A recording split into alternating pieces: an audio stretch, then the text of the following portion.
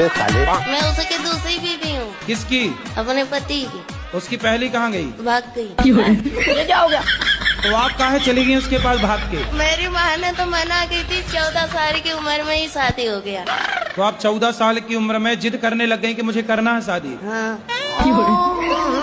कभी कभी मन हुआ ना मरने के लिए, बहुत सारी दवाइयाँ खाई, बहुत कुछ किए, पर मोती नहीं आता है। अरे मिलावट है आजकल दवाइयों में, जहर में भी मिलावट है।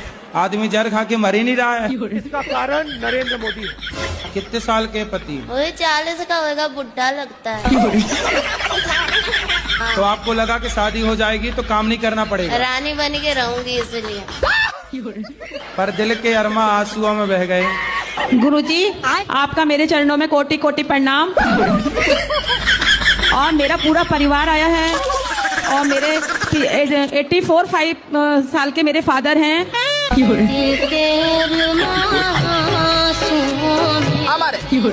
हमारे भैया हमारे प्रणाम मत।